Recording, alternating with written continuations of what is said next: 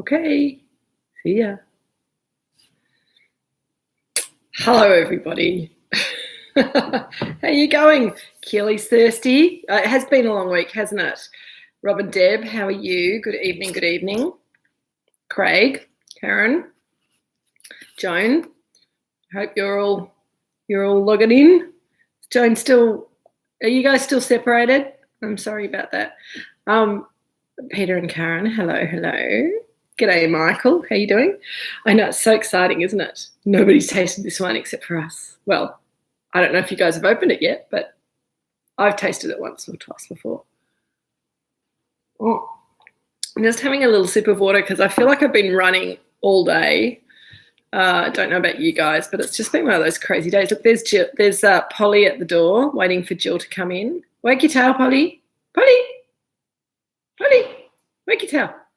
Oh, someone's coming in. Who else is there? Sorry, guys. I got distracted for a minute. Paul and Roz, hello. Lovely to see you. Kay, hello. Zach and Jack, g'day. Sarah and Hannah and Sam and Paul and the girls. Lovely to see you all. Frodo's here, hiding behind a pillow. I had to light my own fire again tonight. You can't even see it because the chair's in the way, but I'm quite proud of it. It's going quite nicely. Hello, Jeff. Hello. Okay, how terrible. It is quite nice to be out and about, isn't it, for we Victorians, but we shouldn't rub it in because we've got some New South Welsh people in the gang. We have to be nice. Where is Shell? She's probably gone out to the theatre or something. Penny, lovely to see you. Yes, Pete did a great job with the deliveries. I think he was delivering all night and again. Shell, hello. Good work. Emily and Kevin, hello. Hello, Anne. Wine and cheese, perfect. Well, I've completely failed food, but whenever I try and eat food when I'm talking to you guys, it just looks messy. So I've decided that's probably better not to even try to do food while we're chatting. I'll let you guys do the food instead. Hello, Daryl and Sue. Lovely to see you. Did Blue and Lou get home all right? Hello, Cheryl. How you going? Sarah and Kate. How awesome to see you. Oh, Kate. Whoops. Well, we'll check your orders tomorrow. If you haven't ordered, I'll get onto you straight away because there's lots of great wines in this box. Hello, Angela. Creamy mushroom pasta with chicken, leeks, yum, carrots and mountains of butter and sage. That sounds delicious. Okay. The cutoff for hoodie trackie orders, Peter is just consolidating the orders as we speak. Well, he's probably hopefully at home by now, getting stuck into a glass of Robinson Vineyard Chardonnay. Hello, Peter and Nina, if you're there. But if anyone wants to order a hoodie, tracksuit pants, any combination thereof, tomorrow morning is your last chance to order. We're putting the order in tomorrow. I think that's right, Peter, isn't it? Yeah, we're putting the order in tomorrow. The screen printers have been warned that it's coming, and they're going to try and get them done as soon as possible. Although they have warned us that they're a bit under the pump at the moment, so it might be a little while still for the trackies and hoodies. But as soon as they get here, we will let you know, and we'll get them out to you as quickly as possible. Very excited. Oh, Penny, you haven't caught up with the hoodie and trackie? Or it's from I think 3 weeks ago posting. Penny, can you send me an email or a text message and say, send me the details about the hoodies and the trackies? We've got merch for Drinks with Kate. Anyone else who hasn't caught up with that? Anyone who's new in the last couple of weeks? My brother has designed a fabulous design for Drinks with Kate. It's quite 1970s kind of hippie dippy kind of thing. It's pretty cool. It says Drinks with Kate. We're doing a hoodie. He's designed a tracksuit pant to go with the hoodie. If you want the whole ensemble, then fantastic. I'll be going for the cream ensemble, which I will be modelling here as soon as I have it. Very excited. The sizes, if you still kind of haven't ordered because you're worried about the sizing, I wear about a size 16 women's in normal size clothing from day to day. Polly, shush. And I wear a hoodie in large and trackies in medium. So hopefully that helps. No, Penny, but it's like the one that he was wearing. The one he was wearing when he delivered was actually a vintage hoodie, which a lot of you have seen. But yes, it's very good. Yes, Craig, new hair. Thank you for noticing. It's just, we've just cut the ends off and it's all swishy and clean and shiny from the hairdressers yesterday. It was the first thing I did when there was a possibility that we were going to get let out, because I was about a month overdue for a haircut. I booked in with my hairdressers and sent him a message and said, hope we can get out and I can get a haircut. So got it. Awesome. Yes, absolutely, Craig. We will be having a hoodie Zoom call when everyone gets them. I will be taking a photograph. It will be epic and everyone will be happy. It will be very, very cool. Okay, Kate. Jeff is watching, I think. You said hello already, didn't you, Jeff? Jeff, can you write a note that we have to check up on Kate's Drinks with Kate box order status, because I thought I saw one come through from Kate, but maybe not. Emily, that sounds delicious, barramundi with the Chardonnay. That'll be beautiful. Richard's just wandered in after not making the fire for me. It was out, Richard. I had to relight it myself. It's very disappointing, but he's obviously come in to keep Polly under control, which is very nice of him. It's all right. I fixed it now. You don't need to worry about it. It's sort of burning. But it looks nice. It's a visual. It's part of my props to have the fire. Anyway, don't worry. You'll just get in the shot, Richard. You know, look, there's Richard fixing the fire for me. See, I have good staff when they do their job properly. Right. What else has everyone had to say? Not much, probably, because I've been crapping on. So yes, hoodie tracky, get your orders in. We're cutting them off tomorrow. The wine is so good. Yes, let's get on to the wine, Craig. Let us have a look at this beautiful wine. So 2019 Robinson Chardonnay. This is a wine that we haven't released yet. When I was putting the box together, I got a little bit excited, and I thought, well, you know what? Usually with the single vineyard Chardonnays, we release them just before Christmas. And I decided instead we would release them in August, because life has been so boring this year that we decided that we needed to have a wine release. Also, we had so little of the 2018s. They kind of came and went pretty quickly. We've got a tiny bit of them left in cellar door, but they're pretty much sold out everywhere else. So if you like the 18s and you want to get them, then give us a call or jump on the shop, because they'll be coming off the shop very quickly, very soon.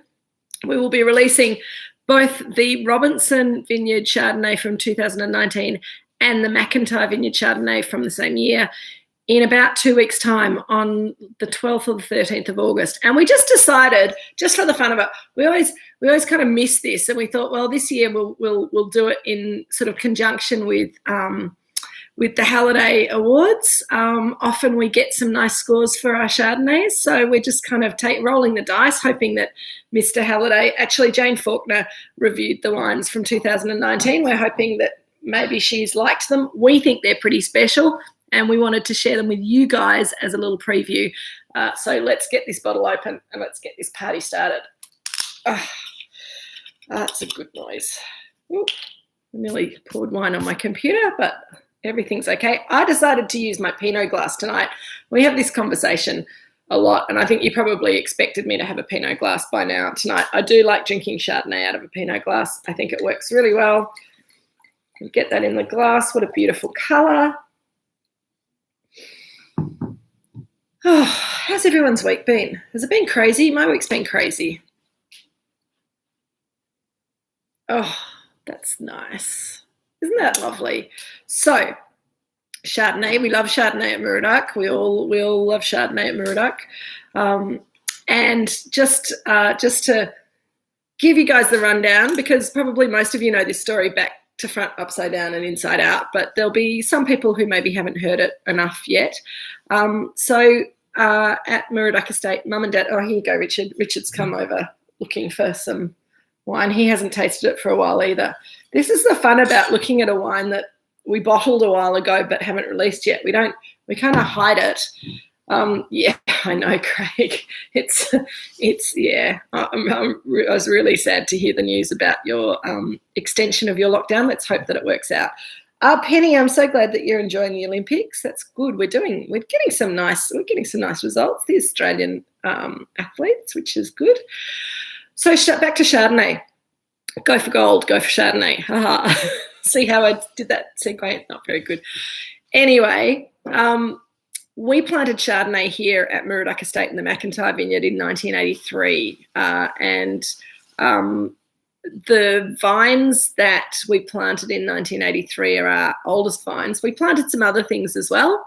Most of them are not there anymore because they were things like Cabernet and Merlot and a little bit of Sauvignon Blanc and Semillon and Cabernet Franc. So they've all gone, but the Chardonnay went really, really well from the very beginning. And those oldest Chardonnay vines, the best fruit from those old Chardonnay vines go into the wine that we're going to be tasting next week. As we sort of evolved and grew, Chardonnay was, for Moorooduc, our sort of leading wine. It was something that we always loved. We loved making. We got really good write-ups for our Chardonnays really early on. And looking back at those old Chardonnays, they looked a little bit overripe. Won't mince our words. A little bit overripe for today's taste in Chardonnay. But back then, that was right in the heyday of those big, buttery, rich, ripe Chardonnays that everyone was looking for, and so they fitted in. They fitted in quite well and looked quite elegant compared to a lot of the riper, warmer climate Chardonnays that were being made in Australia at the time. As we got better at what we were doing, and we wanted to grow the business a little bit, and wanted to maybe employ a couple of extra people, became very apparent that the 12 acres that we have under vine here on the McIntyre vineyard were not enough. And Shell, that sounds lovely. Garlic and chili prawns, good. Garlic buttered Canadian scallops, tuna sashimi, pan fried whiting, salt pepper squid, saganaki. Wow, my God, you guys have done very, very well. No, Angela, it's okay. We don't even have to go there.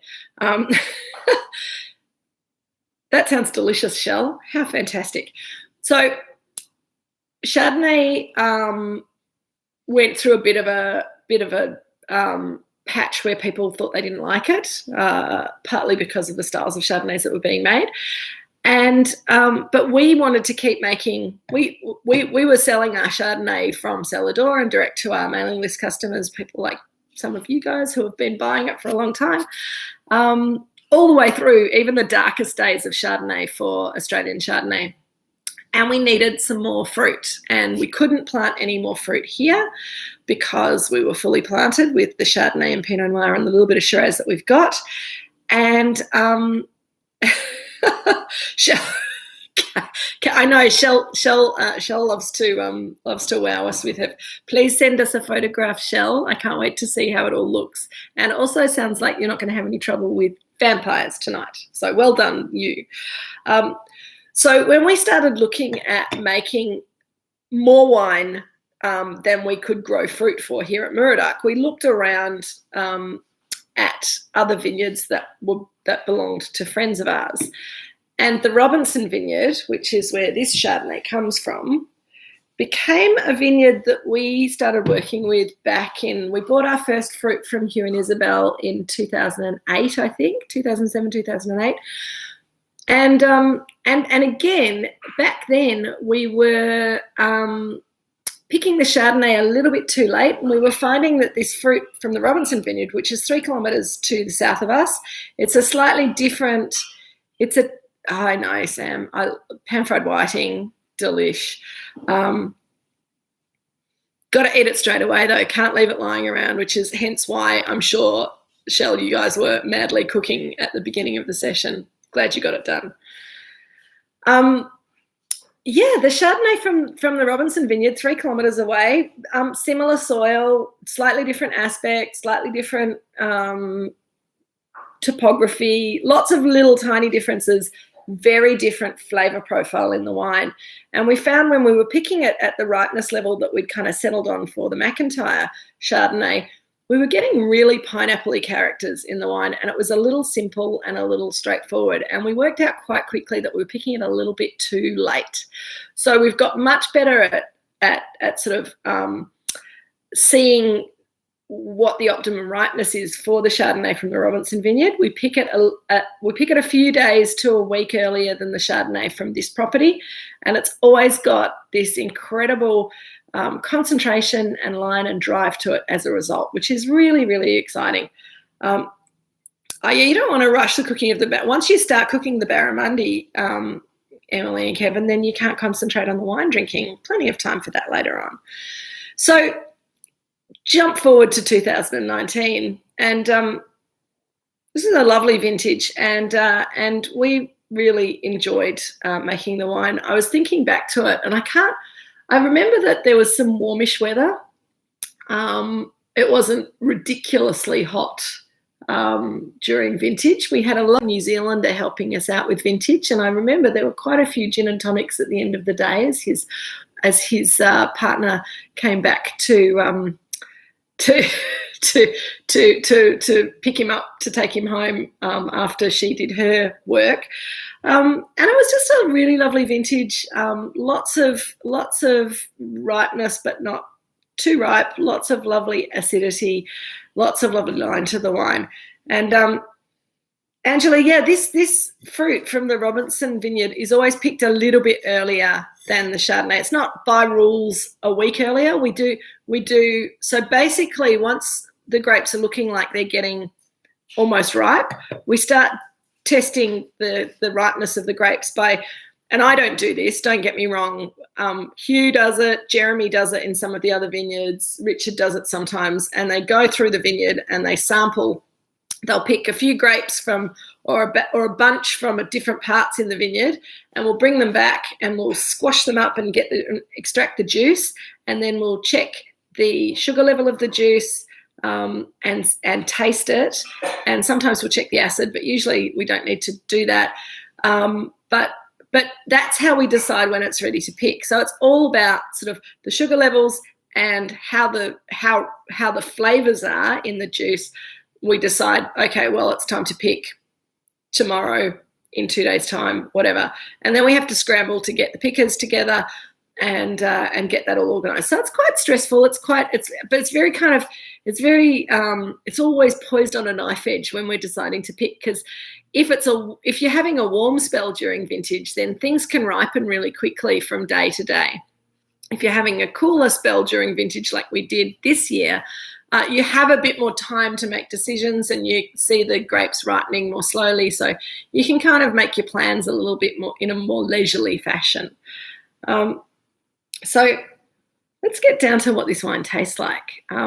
It is quite pale for a Chardonnay, Paul and Roz, but we find that Chardonnays down here on the Mornington Peninsula these days tend to be quite pale, particularly when they're young. And that's because we are picking them a little bit less ripe than we used to. We're not looking for those big golden mango and pineapple kind of flavours. And with those flavours, you get those really kind of rich colours and they develop quite fast. Our wines these days come in with quite pale colour, and the colour develops really, really slowly. So the screw cap helps to slow down the evolution of the wine, but the wine evolves really nicely in bottle. But the colour doesn't evolve a huge amount for quite a long time. So this is a good sign for us, this colour that we're seeing here. On the nose, it's got a really lovely fruit expression. There's some very definite citrus fruit there. It's for me, there's a sort of a Maya lemon. You know, they're almost lemonade lemons. They're quite sweet lemon aromatics there, and also some grapefruit, which is lovely. And I like to see. I always get a little bit excited when I see a little bit of grapefruit in my citrus profile in my Chardonnay, because it's a nice character. See, just a little bit. You don't want it to be too much because it can get a bit bitter. And you know, it's all about balance. So getting everything in the right amount. I'm swirling it a lot because it's opening up and changing quite a lot. Yeah, I think that's good. Penny. My suggestion for people was to have it in the fridge and then take it out about half an hour before you want to drink it. My wine is probably about the temperature of the wine room. I didn't put it in the fridge, but our wine room isn't heated, so it's quite cool. It's probably about 12 14 degrees centigrade. So that's sort of a good. Oh, thanks, Pete. They're deer on my shirt, and I've got a bee as well. Little bit of white stone fruit as well, and so I was going to get to that. Some white nectarine, white peach, which is really lovely. It's almost like a Bellini, that lovely Italian cocktail, which is white peach and prosecco. I haven't put it in my mouth yet, Rob and Deb, so I probably should do that. And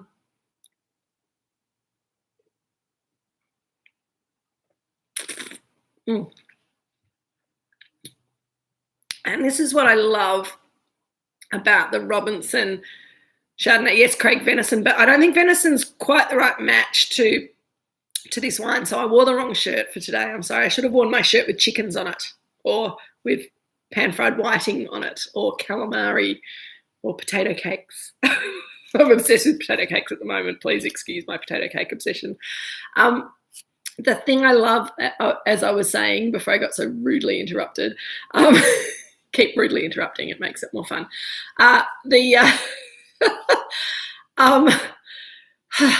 The thing I love about this wine is that it's got all those lovely citrus fruit characters, a little bit of white peach, white nectarine. It's got some floral notes as well, like a blossomy kind of a character. And then, yes, Michael, it's really long and elegant, but it does have layers and layers of flavour. They're just very, very tightly wound together. And it's got this beautiful length that sort of starts right at the front of the tongue when you put it in your mouth, and it travels in a straight line all the way down your tongue, down your throat, and you can almost still taste it as it hits your belly a little while later. It's beautifully citrusy on the palate. It's got really lovely acidity. The acid is really firm and fine, but it's not hard or harsh at all. There's a little creaminess there, because this wine, we make our Chardonnays pretty much all the same way. So it's been hand-picked, pressed, whole bunch pressed, cloudy juice, straight to barrel, about maybe 15% new oak. And the wine ferments in barrel with natural yeast. We don't add anything at this stage. Natural yeasts, once the wine is finished fermenting, top it up to the top. I know I've told you all this before, but very quickly, top it up to the top, put it away. We haven't added any sulphur at this stage. We add a little bit of sulphur at fruit reception, then we don't touch it with sulphur because we want the natural yeast to do their job. And then we then want the malolactic fermentation to go through if it wants to. So it spends about 8 months in barrel, and we'll check it about once a month. We'll give it a stir. We'll top it up if it needs to be topped up, because sometimes you lose a bit of wine just to the elements during that time. And then once the wine's had all its time in the world to go through malo, only then do we give it a little tickle with some sulphur when we're getting it ready for bottling. We will give it a filter at this stage to make sure that there's no active malo bugs in there or anything else that might start a fermentation again once the wine's in bottle. And then it goes to bottle, and then we rest it in bottle for a few years before we release it to you guys. So this is 2019, new release. I agree, Michael. I think Stephen Spurrier would have loved this wine. And I do think it's got this lovely, that citrus fruit line to it is just beautiful, and that's why I keep thinking of potato cakes, because I like to squeeze lemon juice on my potato cakes. But anything, this is why I also match it to all of those delicate seafoods that I talked to you about, because anything that you'd like to squeeze lemon onto is going to work really well with this wine. I'm sorry, Craig, that it's too delicate for your dumplings. Have you got lots of sauce on your dumplings? I bet they're delicious. But a little bit of water in between doesn't hurt either. You might have to open a bottle of Pinot later to go with the dumplings as well. Did anybody make pierogi? I obviously didn't make pierogi because I've been running around like a headless chook all week. But I have a dear friend who I haven't seen for a while. Hi, Mags, miss you. Who is Polish of origin. Her mother makes the most incredible pierogi, and they're just, lovely little dumplings that are filled with potato and cheese. If you want to go really traditional, you can have a little bit of meat in them, a little bit of spinach. You can make sweet ones. But a potato and cheese pierogi sort of it's kind of like a hot chip sandwich with white bread, isn't it? It's kind of starch on starch on starch. Very good. Oh, Craig, yeah, well, you can always, this Chardonnay, if you decide that you need to move to Pinot and you want to just kind of pop the Chardonnay aside, although you are in lockdown, so you can probably crack on. Sorry, that's very irresponsible of me. Drink responsibly, drink well, drink better, and drink less, I always say. But if you want to just pop it aside and finish it tomorrow and have some Pinot, it will sit very nicely in the fridge with the screw cap on with a couple of glasses out of it, or you can decant it into an empty half bottle, as per previous discussions that we've had about this. But you don't have to drink it all tonight unless you want to, and then you can. So what else do I have to say about this wine? I feel like I've kind of ground to a uninspired halt. I haven't heard anything from Jeremy or from Nigel. They're probably busy wrangling children at the moment, but I hope they're enjoying their wine. Yes, Craig. Crack on indeed. Do you know what? I've got to say that when we had a horrible lockdown last year, and I know people really love getting advice about their horrible situation from people who are not in a horrible situation, but when it all got too much for me, a glass of Chardonnay and turning some favourite music on really loud and jumping around the kitchen was really good for my soul. It made me feel much, much better. So hopefully that might help as well. So this wine, I think it's ready to release, don't you? This is the other reason that we decided that we would release it in August rather than in November, because it's looking cracking, and I think it would be so good to get stuck in. Kate is asking, how will this compare to the estate Chardonnay? So for me, this wine has a finesse and a linearity to it that the estate Chardonnay doesn't quite achieve. The estate Chardonnay, because it's usually about 80% McIntyre fruit and 20% Robinson fruit, there's a little bit more richness and roundness and full-bodied character in the estate Chardonnay. This one's kind of more zingy and zippy and citrusy and blossomy. And it's got this lovely kind of salty minerality as well, just on the finish, which is really, really lovely. Thank you, Zach and Jack. I really have a problem with Chardonnay that is that's released too soon. It has, when Chardonnay is really, really young, it has these kind of estery characters to it that are just a result of fermentation, and they hang around for a while and they go away eventually. And that's one of the reasons that we work really hard to hold the wine back for a little bit longer than some of our colleagues. But yeah, I think that little bit of extra bottle age is really important for this wine, because when we first picked the fruit and made the wine, we thought it was going to be quite special, but it was pretty tight. Richard's creeping around the other side to get some wine for Jill. I think she's thirsty. That bit of bottle age is really essential to the quality of this wine. Thanks, Angela. I'm not quite sure what you're saying. Oh, hi, Jeremy. Yes, we thought children. That's all right. Drink, enjoy. Okay, Angela, linearity. And Michael, I will come back to your question in a moment. But yes, so linearity for me, Angela, is the way the wine travels across the palate. So I sort of mentioned it before that with some wines, you put it in your mouth and it kind of goes, all the flavours go out and up and around and coat all sides of your mouth. This wine sort of does, but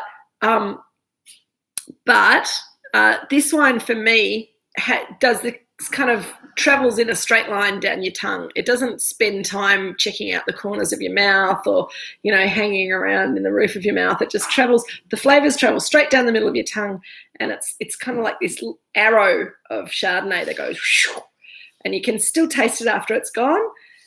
It's got this lovely crispness and focus to it that just makes me think of an arrow flying through the air. And that's what I mean by linearity.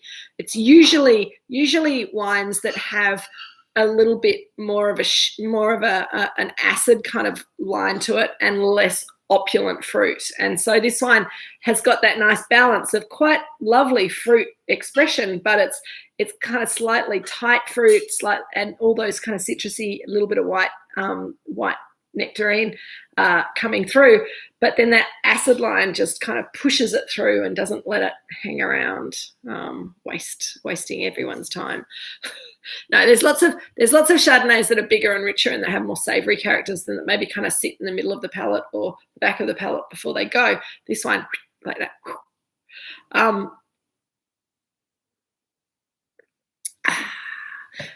Michael is asking, do I think that Mornington Peninsula is underrepresented in tastings, e.g. wine estate? I don't know what wine estate is, Michael, which could explain why we're underrepresented in wine estate tastings. Or do you mean wine? Oh, I know you mean Wine Estate magazine. There's a lot of us who only make little bits of wine, and if you send samples to everybody in the world, then you don't have any wine left to sell. So we're very selective about who we send samples to. We're also a bit crap at sending samples to. But wine estate tastings and things like that, you have to pay to put the wine in. And if the wine's already doing okay in the marketplace and people are buying it and enjoying it, then there's less incentive to put the wine in a tasting. So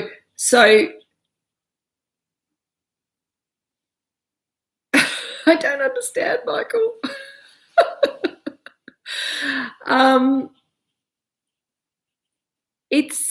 So yes, probably yes, the Mornington Peninsula is underrepresented in tastings like wine estate tastings.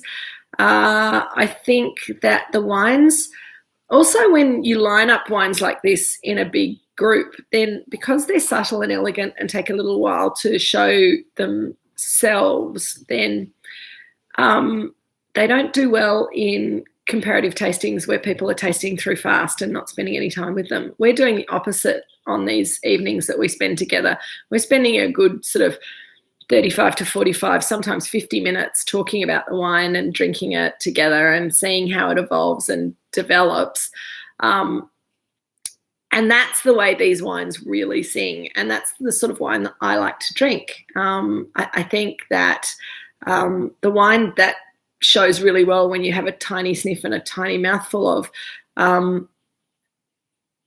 is the sort of wine that you get sick of halfway through a glass, whereas this is a wine that will hopefully keep evolving and changing and making you happier and happier because of the flavours, not because of the effect of the alcohol, although that probably helps as well, as you get through the bottle, and then it's all gone. So yeah, I think not all great wines do well in shows, and not all wines that do well in shows and tastings are necessarily great wines, although the people who judge wines in shows do an amazing job, and I think they have incredible palates. I've done a bit of show judging. I hate it because it's really exhausting and hard work. Craig, what year did we taste? Oh, thank you, Rob and Deb. I'm talking too much and not reading questions enough. It's when I need Jeremy was saying to me last week that I need an assistant to pick up the questions when I miss them. And I think I'm just about getting to that stage. Last week you guys were very chatty, and you're also very chatty this week, which is lovely. Good to hear. Good to hear that you're interested, that I'm saying things that are interesting you. Penny, I'm not going to tell you what music at the moment, although there might have been, I don't know how many of you guys are into Britpop, but one of my favourite bands of all time is Pulp, and it was on high rotation during lockdown last year. That is all I will say. There was quite a lot of very strange music that went on, which probably reflected my strange state of mind during lockdown and my need to jump around frenetically. So there was a bit of trance kind of disco nightclubby kind of. Let's not even go there. Giving away too many secrets now. Craig, I can't remember what year we tasted the other week. It is chalk and cheese, I think. If anyone can remind us, Jeff, Jeff, my dear, Jeff, are you able to look back and see what Robinson Chardonnay we tasted in the last box? I think it was an old one. It was an old one. No, it was the Duck Chardonnay that we tasted, the old Duck Chardonnay, which was from 2013, Richard? 12. But it was the McIntyre. Some people got Robinson, some people got Duck, because we got confused here and sent out some of the wrong wines. But yeah. Yes.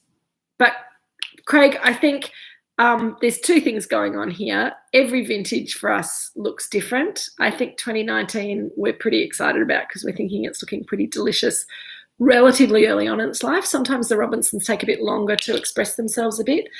Oh, Kenneth, okay, sure. Thank you for your kind offer to judge our wines. I think that's right. The other thing is, if we make 150 dozen of this wine, if I sent 5 dozen of it off to a lot of wine shows and wine tastings, you have to pay them hundreds of dollars to enter, and then you have to send them anywhere between sort of 6 bottles and 2 dozen bottles of wine that they don't pay for, in the hope that you will get a medal or something. I would rather keep that wine for people who love drinking it. If there's a choice between those things, we are sort of every now and again we play around with entering a wine or two into a show or whatever. But I'd rather you guys had the wine in your cellar because it's good, rather than putting it in a wine state tasting, or even the Melbourne Wine Show or something like that, which is actually, I just found out yesterday, the Melbourne Wine Show has been cancelled. So we did actually have a plan to put estate Pinot into every wine show in the country last year, which failed, and this year again. And we sent it off to Queensland, and it didn't get judged at the Queensland Wine Show because of the lockdown, and they had to send all the judges home before they got to taste the Pinots. The Adelaide Wine Show, I've completely failed to work their technology to enter our wine into the show. Apparently they're still going ahead. So I'm not sure if I've entered the wine in or not. I thought I had, but I haven't had any confirmation that I had, and now it's past the deadline. The Melbourne Wine Show has been cancelled this year, and I think we'll be seeing quite a bit of that this year. So I think this year is just a year to kind of sit tight and enjoy the things that we enjoy and do the things that we can do when we can do them, and just thank our lucky stars for who we are and where we are and all that kind of thing. Now I've missed a whole lot of questions. Thank you, Michael. Kay, yes. I look at a lot of the Aldi wines are pretty good. They're different every year because they're own label. So they'll buy one year and then they won't be able to get it again the following year. So yeah, and yes, they're kind of, simple forward wines often do really well in a wine show because they're easy to taste. And the wines, yes, and the wines do change with food. That's right. And it's something that, those of you who have had the joy of eating here at Moorooduc Estate, eating Jill's food, will know that Jill is as passionate about cooking beautiful food that works with the wine as Dad is making beautiful wine that works well with food. And it's a very important part of our family sort of culture. I keep thinking that we should be Italian, but we're not. But food and wine together are really important, and wine has to make food taste better, and food has to make wine taste better. And that's, I guess, one of the reasons that we've kind of got so involved with the snacks that I suggest every week. And you guys have taken it up with gusto. So I'm very pleased that works for you too. That's right, Zach and Jack, you are buying a journey, not a moment. That's right. Thank you, Jeff. I do dance like Jarvis Cock and Nina, absolutely. And next time we go and do karaoke, yes, I do karaoke from time to time as well. We might have to sing some Disco 2000 or something like that. I love dancing with it. Oh, thank you, Michael. That's fantastic. 2012 Duck we had, yes, but I think we've had the Robinson fairly recently as well. Oh my goodness, what's everyone saying? If Jarvis Cocker was a vintage, yeah, thank you, Simon.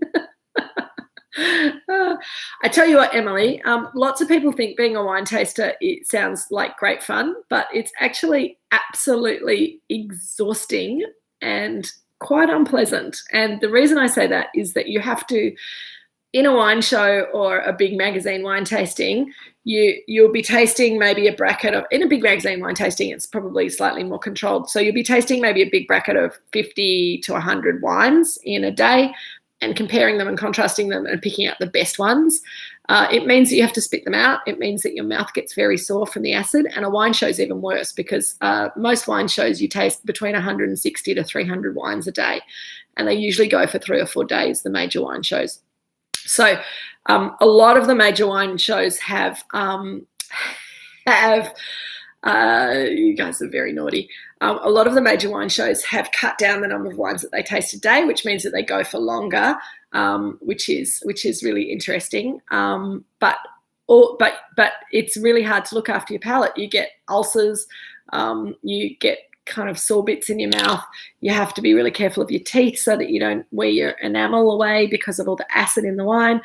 And it's really not a very pleasant experience at all. So give it a go, and you have to spit the wine out. It's not drinking, it's tasting, because if you swallow it, then you end up like, there's a couple of judges who have tried to swallow all the wine in a judging situation, and they not only disgrace themselves horribly, but they're not invited back. So there's wine judging for you. So I'm very selective about the wine tastings that I do these days, and I make sure that they're going to be things that I'm really passionate about. So it's good. It's a good practice, though. It's good for you, good for your palate training. So yes, Emily and Craig, you go ahead and start your own wine awards. I think that would be an excellent plan, and I will send some Moorooduc in, and I reckon you'll probably give it quite a good mark because I've trained your palates to love Moorooduc. Yay! I'm not evil at all. Robin Dev, I'm so glad that you enjoyed the Cassoulet and Richard's Pinot last weekend. And for anybody else who missed out on either the lunch, we were going to have a lunch last weekend, which I was sad about last week. We've got all the wines that we collected together to do that lunch because we were doing Moorooduc Pinot compared to Pinots of the world. With some food, and we've stashed those wines, so we'll do it again another time. So you'll have a chance to book into our Pinot and Cassoulet lunch next time. Hopefully the Pinot Gris lunch will be going ahead at the end of August. Yeah, not quite the end of August, week 3 of August, I think, because I think we're supposed to be going away at the end of August. Anyway, blah blah blah. The duplicate, yes, absolutely. Absolutely, Rob and Deb. The Deeply Contemplative Wine Award would be fantastic. No DRC, Michael. We didn't think that most of our customers, well, first of all, we couldn't get it, and it would also make the lunch about $5,000 a head. So we decided not to do DRC after contemplation. La la la la la. What else have I missed? You guys are so cool. I might just go and let you finish talking amongst yourselves, because I think we probably have just about come to the end of today's session. And I now have to, before we go, don't sign off yet, because if anybody looked at, Jill, the timer's going off. It's the end of the show. It's much more peaceful at my house, isn't it? It's nice having company, nice sharing the wine with the folks. So next week, the next 2 weeks, if you'd had a look at the details of the box when you bought it in the shop, we had a break of 2 weeks before we came back and tasted the 2019, the Moorooduc McIntyre Chardonnay. We weren't tasting it till week 3 of August because I had a series of dinners that I had said that I would do last year and didn't think we wouldn't be doing Drinks with Kate this late. Anyway, surprise, surprise, those dinners have all been cancelled and postponed. So I'm here next week and the following week. So we're going to keep going with the box. So next week we'll do the Duck Chardonnay. So you can keep in mind your thoughts and impressions of this wine over the next week. and then we will drink a bottle of the 2019 McIntyre Vineyard Chardonnay. You guys will have tasted it before anybody else in the world, apart from a couple of wine writers. And then when we're ready to release it, you guys will have one of the first opportunities to purchase it if you want to. And I will say 2019 was a lovely vintage. It was a difficult vintage because we had small crops. So there's not a lot of these single vineyard Chardonnays around. If you like them and you want to buy some for your cellar, buy them when we offer them, because I think they're going to go pretty quickly. We think they're very good. There's not much. So yes, don't miss out on those. If you've got a hoodies order that you haven't put in yet, get it through overnight. Peter's for tomorrow to be the cutoff for the hoodies. Have a lovely evening, everyone. Enjoy your seafood and your everythings. We have a Shardy Fest. Absolutely, Craig. Lovely to see you guys. Stay warm, stay safe, drink good wine. Love you all. Take care. Oh, Shell, I can't wait to see the picture of the food in front of the keyboard. Send it on through. Take care, everyone. See ya.